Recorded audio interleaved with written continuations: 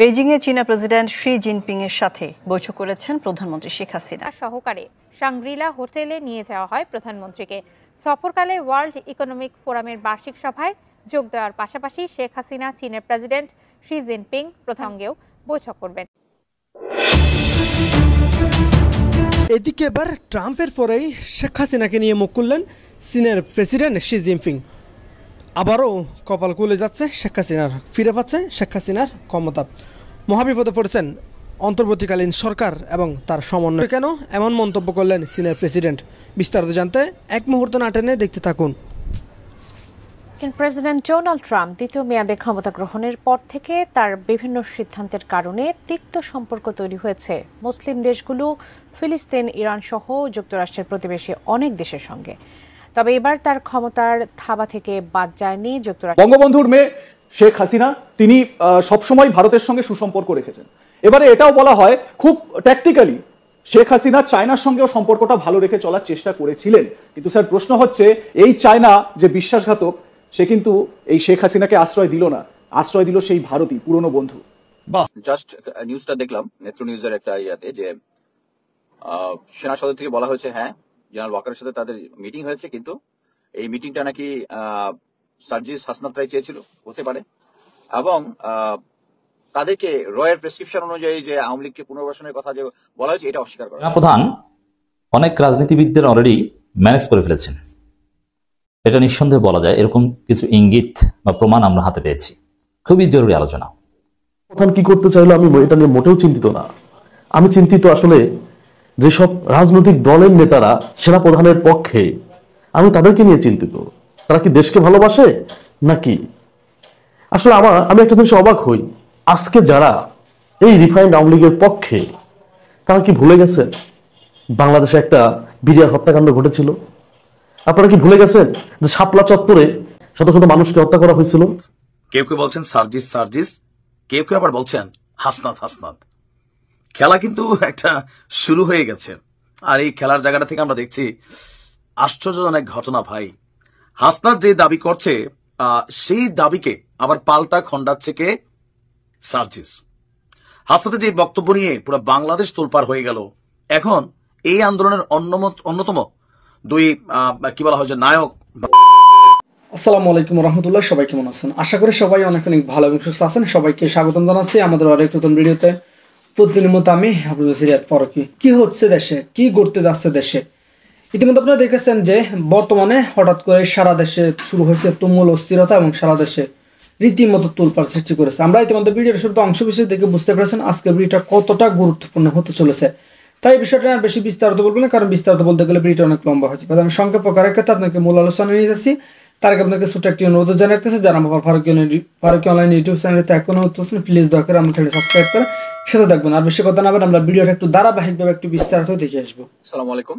Just নিউজটা দেখলাম নেত্র নিউজের একটা ইয়াতে, যে সেনা সদর থেকে বলা হয়েছে হ্যাঁ জেনারেল ওয়াকারের সাথে তাদের মিটিং হয়েছে, কিন্তু এই মিটিংটা নাকি সার্জিস হাসনাত রায় চেয়েছিল, হতে পারে, এবং তাদেরকে রয়ের প্রেসক্রিপশন অনুযায়ী যে আওয়ামী লীগকে পুনর্বাসনের কথা যে বলা হয়েছে এটা অস্বীকার করা হয়েছে। ভুল। আমার তথ্য অনুযায়ী তারা অন্যান্য রাজনৈতিক দলকেও ডেকেছিল সেম প্রস্তাবে। অন্যান্য রাজনৈতিক দল এই জিনিসটা স্বীকার করেনি।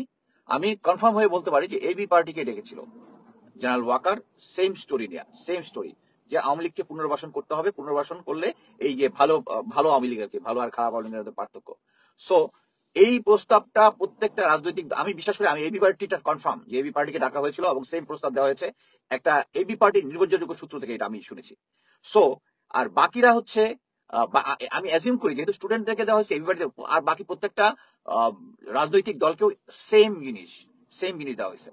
এবং এখন আমি যেটা দেখতেছি যে আওয়ামী লীগ মানে সেনাবাহিনী কর্তৃক এমন একটা ভ্রাতৃত্ববোধ আনার চেষ্টা করেছে। ভ্রাতৃত্ববোধ কিসের ভ্রাতৃত্ববোধ? যে আমরা সেনাবাহিনীকে গালাগালি, কেউ সেনাবাহিনীকে গালাগালি করতেছে না, কেউ সেনাবাহিনী বলতেছে ওয়ান জেনারেল ওয়াকার এবং বাকি যে সমস্ত গুমখুনের সাথে জড়িত তাদের জন্য আজকে সেনাবাহিনীর অবস্থা। সবাই সেনাবাহিনীর লোগোটা পরিবর্তন করলেন। যে সমস্ত রিটায়ার্ড অফিসাররা স্টেটমেন্ট দিতেছেন, বাংলাদেশে আসতেছেন, তাদের পুরোনো সিনিয়র অফিসাররা ফোন করে লোকজনকে একটু মনে করাই দিতেছে আর কি, আগের মতো। এখন আওয়ামী লীগের মতো তো পারতেছে এরকম জিনিস করতেছে। সো একটা জিনিস বুঝেন। তারপর দেখেন ইম্পর্টেন্ট ইনফ্লুয়েন্সাররা আমি দেখলাম যে তৃতীয় মাত্রার জিলুর ভাইকে খুব পছন্দ করতাম, হঠাৎ করে দেখি উনি জঙ্গির স্টোরি, গোয়েন্দা সংস্থার জঙ্গির নেগেটিভ পড়তেছে, এবং তারা অর্গানাইজড ভাবে এই স্টুডেন্টদের এগেনস্টে লেগেছে। স্টুডেন্টদের এগেনস্টে যে সমস্ত জিনিস দেখতেছেন যে করতেছে, এর হচ্ছে সত্য থাকতে পারে, একটা পার্সেন্টেজ থাকতে পারে, কিন্তু একদম ফুল ফ্লেজেড ভাবে যে তারা এটা ইচ্ছা করে করেছে কি জন্য, কারণ সামনে তারা চাচ্ছে, সময় চাচ্ছে রাজনীতির জন্য। আমি মনে করি যে তারা 10 দিন পরে কেন এই প্রসঙ্গটা তুললো, হ্যাঁ এটা তাদের ভুল, বাট হাসনাত সার্জিসদের একটা জিনিস বুঝতে হবে যে when you want to fight with folia, এখন আপনারা জিজ্ঞেস করতেছে এটা কি জেনারেল ওয়াকার ছিল, ওয়াকারের নাম বলতেছে না, why not আধা মাথা যুদ্ধ করলে লোকজন এটা কনফিউশনের একটা সুযোগ নেবে, নিশ্চয়ই ওটা মধ্যে ঘাপলা আছে। আমি বিশ্বাস করি না যে হাসনাত আব্দুল্লাহ এদের মতো ইয়াং ছেলে জেনারেল ওয়াকারের মতো একটা ফিগারকে নামে একটা সলিড মিথ্যা কথা বলবে। এইটাই সত্য যে আওয়ামী লীগকে পুনর্বাসন করার চেষ্টা করা হচ্ছে, এবং এটার সাথে যে সমস্ত ইনফ্লুয়েন্সাররা আছে, এই ইনফ্লুয়েন্সারদেরকে যে কোনো ভাবে ম্যানেজ করছে, যেভাবে ম্যানেজ হয়েছে আর কি। সো ম্যানেজ হয়ে তারা এখন এদেরকে এই স্টেটমেন্টটা খাওয়াচ্ছে। বাট ছাত্রদের অনেক ভুল আছে, ছাত্ররা এখনো কিন্তু বলতেছে না যে প্রথমেই যখন এসেছিল তখন জেনারেল ওয়াকার, জেনারেল হামিদ তাদেরকে অফার দিয়েছিল যে তারা মেইন টিম হবে, সাথে ইসলামিক দলগুলো এবং এদের সাথে ইসলামিক দলগুলোর সাথে মিটিং করেছিল, এবং বিএনপিকে তারা বিরোধী দলে নিবে। যখনই দেখতেছে বিরোধী দলে নিতে পারবে না, তখনই ওয়াকার চলে গেছে হচ্ছে বিএনপির পক্ষে, কারণ বিএনপি এখন চলতেছে, আমি যেটা এখন পর্যন্ত দেখি তাদের মধ্যে একটা পার্ট আওয়ামী লীগের সাথে এবং ইয়ার সাথে ভারতের সাথে আঘাত করতেছে। This is the final. আমি যেটা মনে করছি যে গোয়েন্দা সংস্থাগুলো এখন আমার পিছনে যেভাবে লাগছে দেখলাম, এবং অন্যান্যদের পিছনে আমি তো ফেসবুকে লাইভ করি, কিন্তু আমার ফেসবুক লাইভ নিয়ে লোকজনে ইয়াতে করতেছে, কি বলে কপি করে নিয়ে ইউটিউবে দিচ্ছে, ওখানে কয়েকটা জায়গায় আমি কমেন্ট যা দেখে আমি তো পুরো লস্ট। সো ওই পার্টি সেম জিনিস এখন আবার আমাদের পিছনে লেগেছে, কিন্তু একটা জিনিস হচ্ছে I will be always remain with the truth. General ওয়াকারের এগেইনস্টে সার্জিসরা এরকম কথা বলবে, হাসনাতরা বলবে, আই ডোন্ট বিলিভ। মেইন কথা হচ্ছে কেন বললো, কি বললো, সবকিছু বাদ, কথা হচ্ছে এতদিন ধরে উনি যে সমস্ত কাজ করে আসতেছে এর মধ্যে এই ঘটনাটা কনফার্ম করতেছে। এবং সেম জিনিস আসিফ যে বললো যে জেনারেল ওয়াকার বলেছে যে একজন কনভিক্টেড পার্সন কিভাবে প্রধান উপদেষ্টা, উনার কাছে প্রধান উপদেষ্টা প্রফেসর ইউনূস যাকে পুরো ওয়ার্ল্ড রেসপেক্ট করে, জেনারেল ওয়াকার তাকে রেসপেক্ট করে, তাকে কনভিক্টেড মনে করতেছে। তার ব্রেনের ভিতরে আওয়ামী 20টা ঢুকে গেছে, আওয়ামী 20টা এবং ভারতীয় 20টা ঢুকে গেছে, এই জন্য প্রফেসর ইউনূসের মতো লোককে ইয়া করে না। আর আমি দেখতেছি কতগুলা খারাপ কথা মুখ দিয়ে আসছে না, ব্লাইন্ড ভাবে ছাত্রদের দোষ করি থাকতে পারে, কিন্তু তাকে ব্লাইন্ডলি এখন জেনারেল ওয়াকারকে সাপোর্ট দেওয়ার চেষ্টা করতেছে। That's the wrong thing. আল্লাহ হাফেজ। আমি এখন একটা ইফতার পার্টি। সেনাপ্রধান অনেক রাজনীতিবিদদের অলরেডি ম্যানেজ করে ফেলেছেন, এটা নিঃসন্দেহে বলা যায়। এরকম কিছু ইঙ্গিত বা প্রমাণ আমরা হাতে পেয়েছি। খুবই জরুরি আলোচনা। এমনকি অভ্যুত্থানের পক্ষের শক্তি একেবারে অভ্যুত্থানের নায়ক এরকম রাজনীতিবিদ অনেকে ম্যানেজড হয়ে গেছে। কিসে? রিফাইন্ড আওয়ামী লীগ নামে আওয়ামী লীগের পুনর্বাসন প্রজেক্টে, যেটা ভারতীয় একটা প্রজেক্ট, যার মধ্য দিয়ে আওয়ামী লীগকে, পিনাকি ভট্টাচার্য যেটা বলেছিল, সাবের হোসেন চৌধুরী, বডি সোহেল এদের নেতৃত্বে আওয়ামী লীগকে নির্বাচনে আনা। এই ভারতীয় প্রজেক্টকে বাস্তবায়ন করতে সেনাপ্রধান তো বৈঠক করেছেন ধারাবাহিকভাবে, অনেককে কিন্তু ম্যানেজ করে ফেলেছেন। দেখেন, বাংলাদেশে কি শুধু রাজনীতিবিদ হাসনাত আর সার্জিস না, কিন্তু হাসনাত সার্জিসের সাথে ক্যান্টনমেন্টে বৈঠক হয়েছে, এটা হাসনাত আব্দুল্লাহ ফাঁস করে দিয়েছেন। এরকম আরো অনেকের সাথে বৈঠক হয়েছে, কারণ আরো অনেক স্টেক হোল্ডার্স আছে, হয়তো জামাত ইসলামীর সাথেও হয়েছে, কিন্তু জামাত বলেনি। জামাত না বললেও এই রিফাইন্ড আওয়ামী লীগ প্রজেক্টের বিরুদ্ধে আমির জামাত এতেকাফে বসার আগে তার স্পষ্ট অবস্থান জানিয়ে এসেছেন, সাফ জানিয়ে দিয়েছেন। তো দর্শক, কিছু রাজনীতিবিদদের যে ম্যানেজ করতে পেরেছেন এই বিষয়ে, এতে কোনো সন্দেহ নাই। এবার সে আলোচনায় আসছি। দেখেন, ওই বৈঠকে, ক্যান্টনমেন্টের বৈঠকে হাসনাত আব্দুল্লাহ ছিল, সার্জিস আলমও ছিল। কারণ হাসনাত আব্দুল্লাহ দীর্ঘ ফেসবুক পোস্ট দিয়ে বাংলাদেশের রাজনীতিতে তোলপাড় তৈরি করে দিয়েছেন। এমনকি নজিরবিহীন স্লোগান হয়েছে বাংলাদেশে যে ওয়াকান্না হাসনাত হাসনাত হাসনাত। ওই বৈঠকে তো সার্জিস আলমও ছিলেন, সার্জিস তো ফেসবুক পোস্ট দেননি।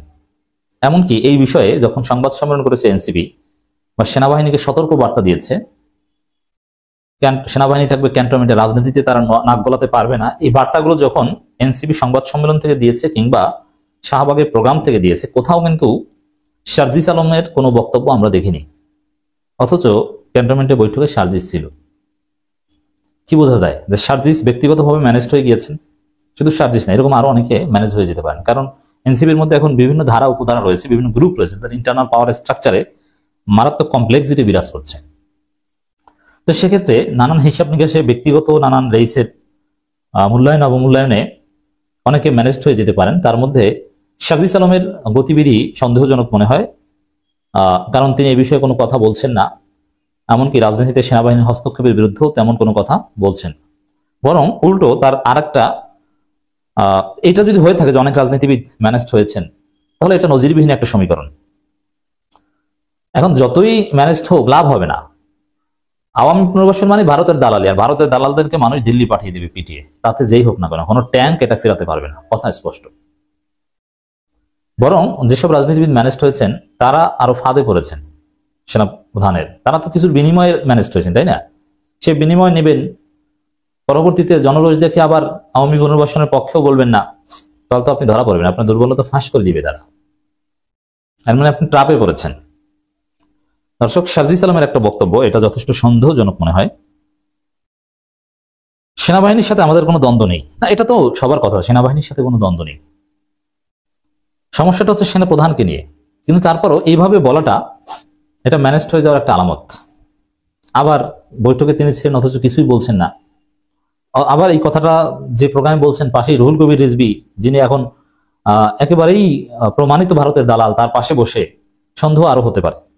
এবং রিজভিও কিন্তু বলেছেন যে আওয়ামী লীগের মধ্যে যারা অর্থ পাচারকারী না, গুলি করে নাই, গণহত্যার সাথে জড়িত নাই, তারা যদি তাদের নেতৃত্বে যদি আওয়ামী লীগ রাজনীতি করে, তাহলে কেন করতে পারবে না, আমাদের কিছু বলার নেই। এটা রুহুল কবির রিজভী বলেছেন, মানে তিনি নিজেও রুহুল কবির রিজভিও ম্যানেজ, তারপর সে রিজভির পাশে বসে সার্জিস আলম বলছেন, দুই চার কিন্তু মিলে যাচ্ছে। সেনাবাহিনীর প্রতি শ্রদ্ধাবোধ ছিল, আছে এবং ভবিষ্যতে থাকবে বলে আশা প্রকাশ করেছেন জাতীয় নাগরিক পার্টির উত্তরাঞ্চলের মুখ্য সংগঠক সার্জিস আলম। আমরা আমিরে জামাতের বক্তব্যের সাথে একমত যে সেনাবাহিনী দেশপ্রেমিক সংগঠন, কিন্তু ব্যক্তি অফিসারদের বিরুদ্ধে আমাদের আপত্তি রয়েছে। একটা ইফতার মাহফিলে তিনি কথা বলেন, সেনাপ্রধানের বিরুদ্ধে তাদের কোনো অবস্থান নেই উল্লেখ করে সার্জিস আলম বলেন, অভ্যুত্থানের পক্ষের কোনো শক্তির মুখোমুখি আমরা দাঁড় করাবো না। অথচ সেনাপ্রধানকে ইঙ্গিত করে এনসিপি সংবাদ সম্মেলন করলো, সেনাপ্রধানকে ইঙ্গিত করে হাসনাত আব্দুল্লাহ বক্তব্য দিল, সেনাপ্রধানকে ইঙ্গিত করে শাহবাগে ওরা বিক্ষোভ মিছিল করলো, সেখানেও বলা হয়েছে যে ক্যান্টনমেন্টের কেউ এখন আর রাজনীতিতে নাক গলাতে পারবে না। কত ধরনের হুঁশিয়ারি দিল ইশারা ইঙ্গিতে, আর বলে সেনাপ্রধানের সাথে আমাদের কোনো বিরোধ নেই। মানে ম্যানেজড হয়ে গিয়েছেন বোঝা যায়। মব জাস্টিস ও ন্যায় বিচার সাংঘর্ষিক মন্তব্য করে বলেন, সুষ্ঠু নির্বাচনের জন্য দেশে স্থিতিশীলতা প্রয়োজন, তাই যে কোনো বিশৃঙ্খলা এড়িয়ে চলতে হবে।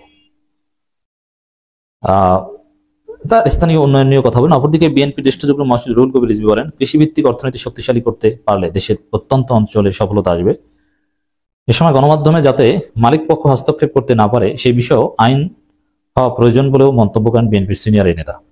অনুষ্ঠানে আরো বক্তব্য দেন রংপুর বেগম রোকেয়া বিশ্ববিদ্যালয়ের উপাচার্য অধ্যাপক ডক্টর মোহাম্মদ শওকত আলী, RDRF সভাপতি।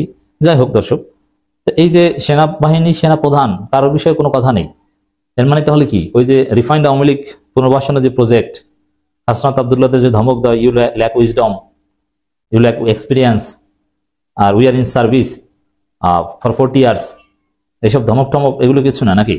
সেখানে তো সার্জিস ছিল, সার্জিসের কিছু আসে যায় না। এবং সার্জিস কেন ফেসবুক পোস্ট দিয়ে জানালেন, এখন আবার কেন বলছেন কোনো দ্বন্দ্ব নেই? এটা স্পষ্ট সার্জিসের মতো অনেকেই সেনাপ্রধানের মাধ্যমে ম্যানেজড হয়ে গিয়েছে to repeated refined Awami League. এটা উদ্বেগজনক, এটা রাজনীতিতে নতুন সমীকরণ চেষ্টা, নজিরবিহীন ঘটনা যে অভ্যুত্থানের পক্ষের নায়করা এভাবে ম্যানেজড হয়ে যাচ্ছে। তবে লাভ হবে না, দিন শেষে তারা পিছু হটতে বাধ্য হবে, জনরোষে পড়বে, জনগণ জেগে উঠছে। কেউ ভারত, দিল্লি, মোদি, ওয়াকার কেউ পারবে না, আওয়ামী লীগের কোনো রাজনীতি বাংলাদেশে চলবে না, কথা ফাইনাল। দর্শক, বৈঠক হতে পারে সেনাপ্রধানের সাথে, এই বিষয়ে বৈঠক হতে পারে, যেহেতু হাসনাত সার্জিসের সাথে বৈঠক হয়েছে, তা আমি নিশ্চিত বিএনপির সাথে বৈঠক হয়েছে, জামাতের সাথে বৈঠক হয়েছে, গণ অধিকার পরিষদের সাথে বৈঠক হয়েছে। কিন্তু দেখেন, সার্জিসের কথা সন্দেহজনক, কিন্তু গণ অধিকার পরিষদ কিন্তু আওয়ামী লীগ নিষিদ্ধের দাবিতে কর্মসূচিও দিয়েছে, এর মানে গণ অধিকার পরিষদ ম্যানেজ নয়। জামাত ইসলামের আমির স্পষ্ট বলেছেন যে আওয়ামী লীগের চ্যাপ্টার ক্লোজড, কোনো চেষ্টা মেনে নেওয়া হবে না, তিনি ম্যানেজ নন। শহীদুদ্দিন চৌধুরী এনি বলেছেন, কিংবা ইঞ্জিনিয়ার ইশরাক বলেছেন যে আওয়ামী লীগকে নিষিদ্ধ করতে হবে, that means they are not managed yet. কিন্তু রুহুল কবির রিজভী বলেছেন যে না, আওয়ামী লীগ রাজনীতি করলে সমস্যা কি, রিফাইন্ড আওয়ামী লীগ রাজনীতি করতেই পারে, আমাদের কিছু বলার নেই। এর মানে রুহুল কবির রিজভী ম্যানেজড, আর এই রিজভী আর সার্জিস মিলে সেনাপ্রধানকে ক্লিন সার্টিফিকেট দিচ্ছেন পাশাপাশি বসে। বুঝতে পারছেন আশা করি সমীকরণ কোন জায়গায়। সেনাপ্রধান আসলে কি করতে চায় সেনাপ্রধান কি করতে চাইলো আমি এটা নিয়ে মোটেও চিন্তিত না। আমি চিন্তিত আসলে যেসব রাজনৈতিক দলের নেতারা সেনাপ্রধানের পক্ষে, আমি তাদেরকে নিয়ে চিন্তিত। তারা কি দেশকে ভালোবাসে নাকি? আসলে আমি একটা জিনিস অবাক হই, আজকে যারা এই রিফাইন্ড আওয়ামী লীগের পক্ষে, তারা কি ভুলে গেছেন বাংলাদেশে একটা বিডিআর হত্যাকাণ্ড ঘটেছিল? আপনারা কি ভুলে গেছেন যে শাপলা চত্বরে শত শত মানুষকে হত্যা করা হয়েছিল একদিনে এক রাতে? হ্যাঁ, আপনারা কি ভুলে গেছেন 15.5 বছরে কত মানুষকে গুম করা হয়েছে? আপনারা কি ভুলে গেছেন জুলাই আগস্টের কথা? আপনারা ভিন্ন দলের নেতাকর্মী, বিভিন্ন ধরনের নেতারা আপনারা এটা মনে করতেছেন, কিন্তু আপনি যে রিফাইন্ড আওয়ামী লীগের কথা বলতেছেন, যে যারা জুলাই আগস্টের হত্যাকাণ্ডের সাথে জড়িত না, তাদেরকে দিয়ে একটা আওয়ামী লীগ বাংলাদেশে প্রতিষ্ঠিত করবে এবং তারা নির্বাচন করবে, আর তার আওয়ামী লীগ নির্বাচন অংশগ্রহণ না করলে সেই নির্বাচন ভালো হবে না, এই কথাগুলো বলতেছেন। আচ্ছা, এই যে রিফাইন্ড আওয়ামী লীগের যাদের কথা বলছেন, তারা বিডিআর হত্যাকাণ্ড দেখে কেন চুপ ছিল? পিলখানা হত্যাকাণ্ড দেখে কেন চুপ ছিল? হ্যাঁ, এই যে শত শত মানুষকে গুম করা হয়েছে, এটার বিরুদ্ধে তারা কোনো কথা বলে নাই? জুলাই আগস্টে এত মানুষকে হত্যা করা হয়েছে, এত শিক্ষার্থীদের হত্যা করা হয়েছে, কই শিক্ষার্থীদের পক্ষে তো একটা পোস্ট কাউকে করতে দেখি নাই। যাদেরকে রিফাইন্ড আওয়ামী লীগ বাংলাদেশে আওয়ামী লীগকে নিয়ে আসবেন, রাজনীতি করাবেন, কই তারা তো জুলাই আগস্টে শিক্ষার্থীদের পক্ষে ছিল না। শোনেন, একটা কথা বলি, আর যাই করেন বিবেক বিক্রি করে দেন না। এই আওয়ামী লীগ, রিফাইন্ড আওয়ামী লীগ বলেন আর যেটাই বলেন, আওয়ামী লীগ বাংলাদেশের মানুষের কখনো ভালো চায় নাই। এই রিফাইন্ড আওয়ামী লীগ দিয়ে আপনি বাংলাদেশের মানুষের ভালো করতে পারবেন না। আপনি সুন্দর নির্বাচনের কথা বলেন, বিগত সময়ে বিএনপি জামাতকে ছাড়া যে নির্বাচন করে, সেই নির্বাচন করা সুন্দর হয়েছে কিভাবে? এটা নিয়ে তো প্রশ্ন তারা, যে বর্তমান যারা রিফাইন্ড আওয়ামী লীগ করার চিন্তা ভাবনা করতেছেন এদেরকে দিয়ে, তারা তো কেউ এটা নিয়ে প্রশ্ন করে নাই যে নির্বাচনে বিএনপি আসলে সেই নির্বাচন কিভাবে ভালো হয়? যে নির্বাচনে বিএনপি আসলে 154টা আসন বিনা প্রতিদ্বন্দ্বিতা হয়ে গেল আওয়ামী লীগ, সেটা নিয়ে কোনো প্রশ্ন তুলে নাই। 18 সালে দিনের ভোট রাতে হইলো, সেটা নিয়ে কোনো কথা বলে নেই। 24 সালে বিএনপির মতো বড় একটা দল, জামাতের মতো দল নির্বাচন আসলো না, সেই নির্বাচনও আপনারা বৈধতা দিয়ে দিলেন। জামাতের আমির সাহেব একটা কথা বলছিল যে বাংলাদেশের সব থেকে দেশপ্রেমিক হচ্ছে সেনাবাহিনী আর জামাত ইসলাম। সেনাবাহিনী দেশপ্রেমিক। যে দেশের সেনাপ্রধান একটা সন্ত্রাসী দলকে আবার প্রতিষ্ঠিত করার জন্য কাজ করে, সে কিভাবে দেশপ্রেমিক হয়? যে কিনা আজ থেকে 1 বছরও হয় নাই, এর আগে এত মানুষকে হত্যা করে গেল, সেই আওয়ামী লীগের কথা আবার যখন বলে বাংলাদেশে প্রতিষ্ঠিত হবে, তারা কিভাবে দেশপ্রেমিক হয়? আসলে যে কথাগুলো বলছে না বিভিন্ন সময় বিভিন্ন নেতারা, এই কথাগুলো আসলে কি প্রমাণ পায়? যে কর্মীদের কপালে দুঃখ আছে। এই যে আওয়ামী লীগের যে পরিস্থিতি, আজকে আওয়ামী লীগের সবাই পালাই গেছে। কালকে আওয়ামী লীগ যদি বাংলাদেশে কোনোভাবে পুনর্বাসন হয়, বিএনপি বলেন, জামাত বলেন, বড় বড় নেতারা ঠিকই পালাই যাবে, কিন্তু ঠেলা খাবো হচ্ছে আমি, আপনি, যারা দেশকে ভালোবাসি। যেমন আমি আমার ব্যাপারটা ক্লিয়ার করি, বিএনপি যদি রিফাইন্ড আওয়ামী লীগের পক্ষে দাঁড়ায়, কিন্তু অন্য অন্য দল যদি আন্দোলন করে যে আওয়ামী লীগ বাংলাদেশে প্রতিষ্ঠিত হইতে পারবে না, আমি কিন্তু তাদের পক্ষে গিয়ে আন্দোলন করব। কেন আন্দোলন করব? কারণ আমি চাই না যে বাংলাদেশে আওয়ামী লীগ ফিরে আসুক। বাংলাদেশে আওয়ামী লীগ ফিরে আসলে আমার আপনার মতো কর্মীদেরই সমস্যা হবে, আর কারো কিছু হবে না। এই জন্যই বাংলাদেশে আওয়ামী লীগ ফিরে আসুক, এটা কখনোই চাই না। এটার জন্য যারা কথা বলবে, এটার পক্ষে যারা কথা বলবে, তাদের বিরুদ্ধে কথা আমরা বলবো ইনশাল্লাহ। ধন্যবাদ। সার্জিস না হাসনাত? কেউ কেউ বলছেন সার্জিস সার্জিস, কেউ কেউ আবার বলছেন হাসনাত হাসনাত। খেলা কিন্তু একটা শুরু হয়ে গেছে, আর এই খেলার জায়গাটা থেকে আমরা দেখছি আশ্চর্যজনক ঘটনা। ভাই, হাসনাত যে দাবি করছে, সেই দাবিকে আবার পাল্টা খণ্ডাচ্ছে কে? সার্জিস। হাসনাতের যে বক্তব্য নিয়ে পুরো বাংলাদেশ তোলপাড় হয়ে গেল। এখন এই আন্দোলনের অন্যতম দুই কি বলা হয় যে নায়ক, বা কেউ কেউ বক্তব্য খলনায়ক, যেটাই হোক, দুজনে কিন্তু মেড ইন ছাত্রলীগ। আর সেখান থেকে এসে এনসিপির মূল দায়িত্বটা কিন্তু তারা বসেছেন। হাসনাত আব্দুল্লাহ আমাদের সেনাবাহিনীকে নিয়ে যে বক্তব্য দিয়েছেন, বা সেনা প্রধানকে নিয়ে যে বক্তব্যটা দিয়েছেন, সেই বক্তব্যটাকে সরাসরি কৌশলে বা প্রত্যাখ্যান করেছেন আমাদের সার্জিস আলম। আর এই নিয়ে সোশ্যাল মিডিয়ায় এই মুহূর্তে তোলপাড় দেখি আমরা আসলে ঘটনার প্রেক্ষাপট কি। যদি আমরা দেখি যে হাসনাতের বক্তব্যকে ভুল প্রমাণিত করেছেন, বা হাসনাত ভুল বুঝেছেন, ঘুরাইয়া ফিরাইয়া অনেক কষ্ট করে লম্বা চূড়া একটা স্ট্যাটাস দিয়েছে হাসনাত, আর বিপরীতে সার্জিস। আর হান্নান মাসুদ বলতেছে, ভাই আপনারা যা শুরু করছেন, দুইজনের একজন মিথ্যা বলছেন। এখন কে মিথ্যা বলছে? যেহেতু সার্জিসের বক্তব্য সেনাপ্রধানের দিকে চলে গেছে, তো জাতিপর বলতেছে এখন সার্জিস তুই মিথ্যাবাদী, হাসনাত ভাই সঠিক। এখন হাসনাত ভাই কাদের কাছে সঠিক? যাদের মতাদর্শ হাসনাতের সাথে মিলে, তাদের কাছে হাসনাত এটা সঠিক। সার্জিস কি বলছে আমরা দেখি। সার্জিসের যে পোস্টটা আমরা যদি শর্টকাট দিকে, বিশাল পোস্ট দিছে, তার বক্তব্য যেভাবে এই কথাগুলো ফেসবুক স্ট্যাটাসের মাধ্যমে এসেছে, এই প্রক্রিয়াটি আমার সমীচীন মনে হয়নি। আর তারপর সে লিখছে যে বরং এর ফলে পরবর্তীতে যে কোনো স্টেক হোল্ডারের সাথে আমাদের গুরুত্বপূর্ণ আলোচনা আস্থার সংকটে পড়তে। কথা কিন্তু সত্য। রাজনীতিতে অনেক কিছু হয় পেছনে পেছনে তলে তলে, রাষ্ট্রীয় সিস্টেম সেট আপে অনেক কিছু কিন্তু আসলে হয়।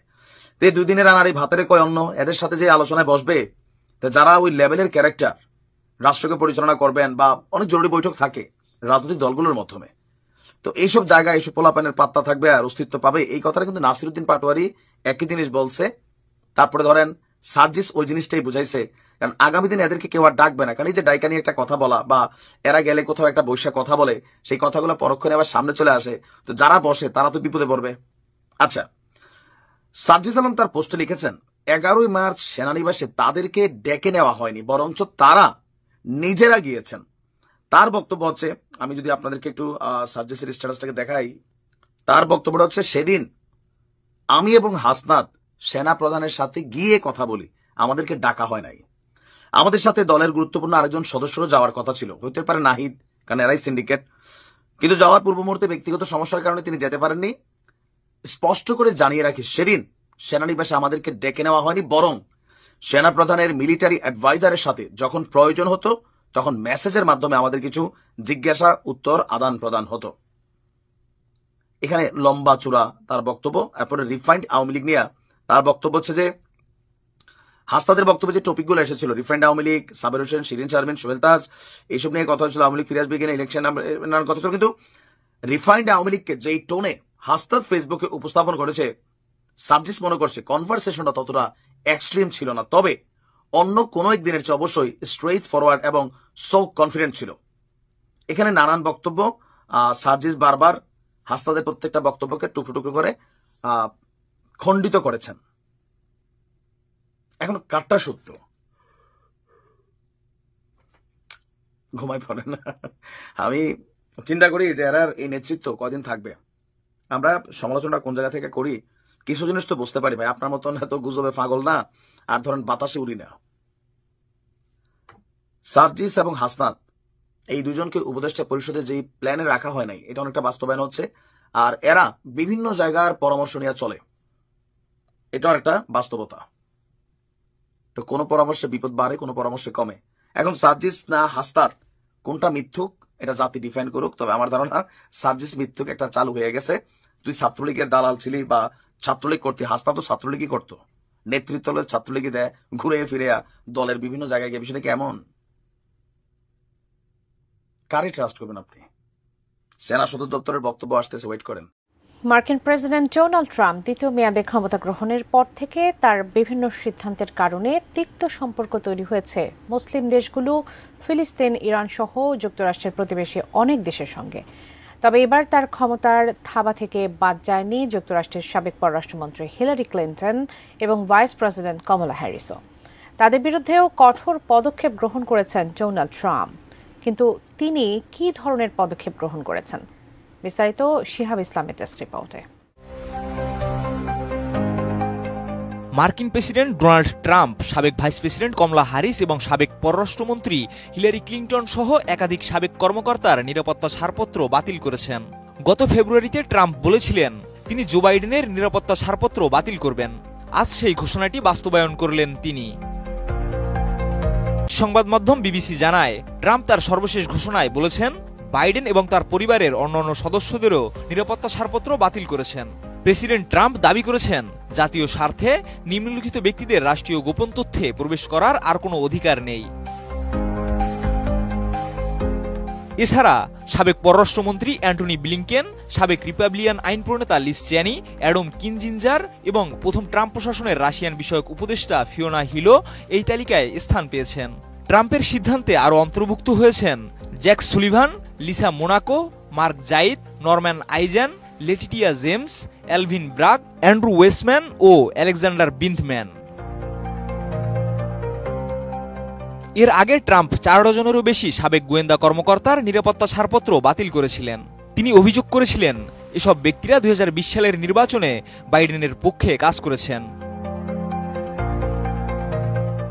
সাধারণত সাবেক প্রেসিডেন্ট এবং শীর্ষ নিরাপত্তা কর্মকর্তারা নিরাপত্তা ছাড়পত্র রাখার অগ্রাধিকার পান। তবে ট্রাম্পের এই সিদ্ধান্ত সংশ্লিষ্ট কর্মকর্তাদের জন্য একটি অস্বস্তিকর পরিস্থিতির সৃষ্টি করেছে। মনে করা হচ্ছে এই পদক্ষেপের মাধ্যমে ট্রাম্প এবং বাইডেনের মধ্যে পার্থক্য আরও স্পষ্ট হয়ে উঠবে। তবে এই ধরনের নিরাপত্তা ছাড়পত্র বাতিলের বিষয়টি 2021 সালে প্রথম শুরু করেন তৎকালীন প্রেসিডেন্ট জো বাইডেন, যিনি ট্রাম্পকে অস্থির আচরণের ব্যক্তি হিসেবে উল্লেখ করে তার নিরাপত্তা ছাড়পত্র বাতিল করেছিলেন। কিন্তু এই সিদ্ধান্তের পরিণতি কি হবে এবং এটি কি ট্রাম্পের রাজনৈতিক অবস্থানকে আরও শক্তিশালী করবে নাকি নতুন বিতর্কের জন্ম দেবে তা এখনো স্পষ্ট না। শিহাব ইসলাম, এটিএন নিউজ। বঙ্গবন্ধুর মেয়ে শেখ হাসিনা তিনি সবসময় ভারতের সঙ্গে সুসম্পর্ক রেখেছেন। এবারে এটাও বলা হয় খুব ট্যাকটিক্যালি শেখ হাসিনা চায়নার সঙ্গেও সম্পর্কটা ভালো রেখে চলার চেষ্টা করেছিলেন। কিন্তু স্যার প্রশ্ন হচ্ছে, এই চায়না যে বিশ্বাসঘাতক, সে কিন্তু এই শেখ হাসিনাকে আশ্রয় দিল না, আশ্রয় দিল সেই ভারতই, পুরনো বন্ধু। বাহ, অদ্ভুত। দেখুন, শেখ হাসিনা আমাদের ভারতের সঙ্গে ওনার যা রিলেশন আছে, ওনার আমাদের বেটি আছেন, আমাদের বোন আছেন, আমাদের মা আছেন। উনি আমাদের মাটিতে যখন বঙ্গবন্ধুর করা হলো 15 আগস্ট 1975-এ উনি বাইরে ছিলেন, তারপর আমাদের মাটিতে এসেছিলেন। আর আমাদের একটা কথা আছে, পৌরাণিক কথা, আমি বারবার আমাদের পৌরাণিক কথাতে যাই, রাজা শিবির কথা আছে। ওনাকে পরীক্ষা নেওয়ার জন্য ধর্মরাজ একটা পাখি পাঠিয়ে দিলেন, আর ওর পেছনে পেছনে একটা ইগল চলে এসছে। ও বলছে এটা তো আমার খাবার আছে, তোমাকে দিতে হবে। Finally Raja Shibi has to give entire body, অতিথি দেব ভব। আমরা ওটা ছাড়ছি না। Sheikh Hasina his our daughter, Sheikh Hasina our sister, কিন্তু ওর সঙ্গে তসলিমা নাসরিনও আছেন, ভুলবেন না। আজকে আমি তসলিমা নাসরিনকে আমি স্যালুট করছি। উনি যেভাবে দাঁড়িয়ে আছেন 5 আগস্টের পর, যেভাবে উনি টুইট করছেন, এটা মানে অদ্ভুত। উনি অতুলনীয়, উনি ভয় করেন না। একটা বাংলাদেশের মহিলা, একটা মা বোন আমাদের তসলিমা নাসরিন যেভাবে লড়ে যাচ্ছেন, ওভাবে আমার মনে হয় আমাদের প্রত্যেকটা আমাদের ভাই বোনেরা যারা আছেন, মা যারা আছেন বাংলাদেশে, ওদের দেখা উচিত। ওরা দে শুড ফলো। তো এটা আমাদের কাছে না। আপনি বললেন কেন ইনি বিজিংয়ে যাননি। একটু বিজিংয়ে না গেলে কি আপনাকে একটু জানতে হবে কি বাংলাদেশ এন্ড চায়নার মধ্যে রিলেশনটা কি আছে। আপনি জানেন আপ টু 1971 এটা পাকিস্তান যখন ছিল, ওখানে চায়না আর পাকিস্তানের মধ্যে অনেকগুলো রিলেশন ছিল, 62, 65, রাইট। আমাদের সঙ্গে যুদ্ধ সময় 1971-এ তো যুদ্ধটা হলো, রাইট। ওর আগে যেটা এই জায়গাটা 1947 to 1971, ওর মধ্যে চায়না যে ছিল ওটা আগেনস্ট ইন্ডিয়া ছিল। তার মানে একটা পরিস্থিতি ছিল আপনার ইস্ট পাকিস্তানে বা ওয়েস্ট পাকিস্তানে আগেনস্ট ইন্ডিয়া, যেটা মনে রাখবেন। মৌলানা ভাসানী যেন একটা টপ মোস্ট লিডার, যাকে আমরা সবাই রেসপেক্ট করি, উনি তো একটা কমিউনিস্ট ছিলেন। উনি চায়নার অনেক ক্লোজেড ছিলেন। উনি বলতেন আমি মাও সে তুঙ্গে অনেক কাছাকাছি আছি। উনি একটা ডিসিশন দিতেন। আর ইভেন আমাদের বঙ্গবন্ধু, ওনার তো চেলা ছিলেন, ওনার তো নিজের চেলা ছিলেন। উনি তো আগে মার্কসিস্ট লেনিনিস্ট ছিলেন। বঙ্গবন্ধু তারপর উনি সোশ্যালিজমের দিকে দাঁড়ালেন। তো মৌলানা ভাসানীর কথাটা, সোহরাওয়ার্দীর কথাটা, এরা সব চায়না পরশ ছিল। ওরা একটা তার মানে একটা এলিমেন্ট ছিল, আজকেও আছে ওখানে কমিউনিজম, যারা ফেল হয়ে গেছে বাংলাদেশে। That is point 1। 1971 যুদ্ধে বলুন তো আপনি, এই মুক্তিযুদ্ধে কতগুলো রাষ্ট্র বাংলাদেশের সঙ্গে দাঁড়ালো। ওর মধ্যে পাকিস্তানের সঙ্গে দাঁড়ালো চায়না, ওর সঙ্গে দাঁড়ালো ইউএস, রাইট। ইন্ডিয়ার সঙ্গে ইন্ডিয়া তো যুদ্ধ করতে যায়নি। আমাদের কাছে যখন 1 কোটি লোক যখন আমাদের কাছে এসছে রিফিউজি, তখন তো আমরা রিয়াক্ট করলাম, নাহলে আমরা তো নিতে পারতাম না। আমরা তো একটা ডেভেলপিং নেশন ছিলাম, আমরা তো কেউ আমাদের সাহায্য করেনি। আমার মনে আছে আমরা বাচ্চা ছিলাম, আমরা রিফিউজি ট্যাক্স দিতাম। আমরা সিনেমা গেলে আমরা 20 পয়সা যদি সিনেমা থাকতো, ওর মধ্যে 5 পয়সা না 10 পয়সা রিফিউজিদের দেওয়ার জন্য, এই আমাদের বাংলাদেশের ভাই বোনকে খাওয়ার জন্য আমরা পয়সা কন্ট্রিবিউট করেছি। সবাই ভারতবাসী কন্ট্রিবিউট করেছে। তাই জন্য আমাদের একটা ইমোশন আছে। আমরা তোমাদের সঙ্গে কিছু দরকার নেই, আমরা তো কাটাটা দিয়ে দিয়েছি। That is point 1। 1971-এ তো চায়না বাংলাদেশকে আপনার দেয়নি, কি নাম বলছি আপনাকে, রিকগনিশনই দেয়নি। এটা ইউএন আপনি দেখে নিন ইতিহাস কেড়ে। এই চায়না ভিটো দিয়েছিল বাংলাদেশকে কি আমি নতুন কান্ট্রি আমি মানি না। আর ওই চায়নার কাছে কারা গেল? ওরা গেল যারা রাজাকার। আমি রাজাকার, তুমি রাজাকার। এই রাজাকার গুলো যাদের কাছে বাংলাদেশের যে সম্মান আছে, যাদের গৌরব আছে, ওদের কিছু করার নেই। ওরা চায়নাকে সাপোর্ট করছে। যখন ইউএনএ কিছু করা হয়নি, তারপরে আমি 1975 থেকে যেরকম মিলিটারি টু মিলিটারি কন্ট্যাক্টটা আপনাকে বললাম, আজকে দেখুন বাংলাদেশের পুরো ডিফেন্স ফোর্সের 85% ওরা আইএনএস বিএনএস, যেটা বাংলাদেশ নেভাল শিপ যেটা আমরা বলি চট্টগ্রাম, $1.2 বিলিয়ন দিয়ে ডিপ সি আপনার বানিয়েছে, কি নাম সাবমারিন বেস বানিয়েছে, সাবমারিন বিক্রি করেছে, হাওয়াই জাহাজ বিমানিক সামরিক বিমান দিয়েছে, আপনার প্রত্যেকগুলো ইনস্ট্রুমেন্ট দিয়েছে। আর এই ওয়াকুরুজ্জামান ওনাকে পকেটে অনেক L1 খুব কম পয়সা কিনে নিয়েছে, রাইট। তাই জন্য আপনার 31 ডিসেম্বরে যখন ওয়াকুরুজ্জামানকে জিজ্ঞেস করা হলো এই চায়না, উনি কোনদিন বলেন বারবার এটা বলছেন যে চিপ প্রাইসে ওয়াকুরুজ্জামান নিজের ইমান বিক্রি করে দিলেন।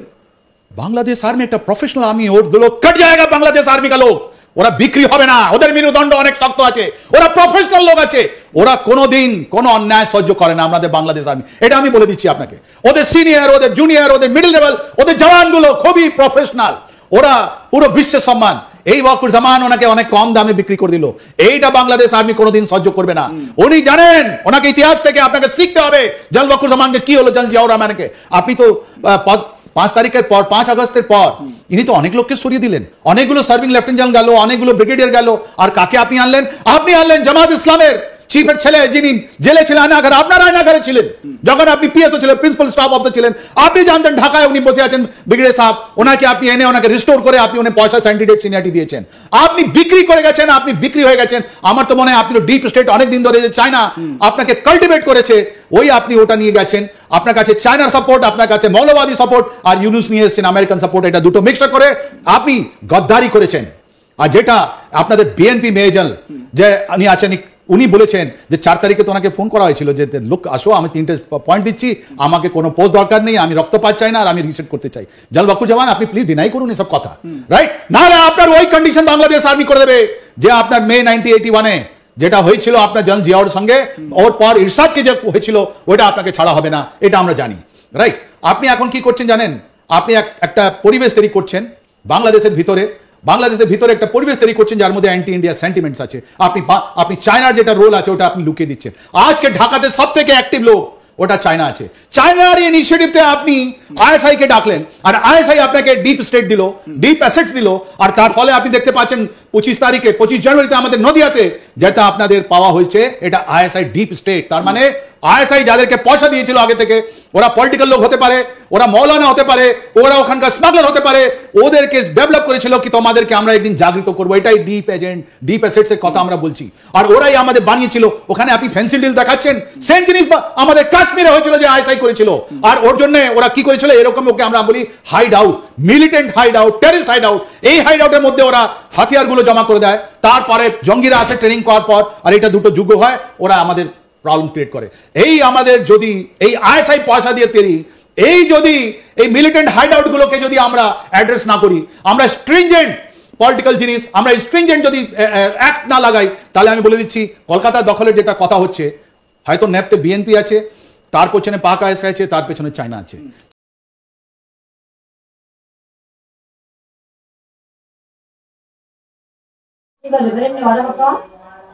তো প্রিয় দর্শক, এই বিষয়টা নিয়ে আপনার মতামত দ্রুত কমেন্টে জানিয়ে ফেলেন, আর আমাদের চ্যানেলে সাবস্ক্রাইব করে সাথে থাকবেন। ধন্যবাদ সবাইকে, আল্লাহ হাফেজ।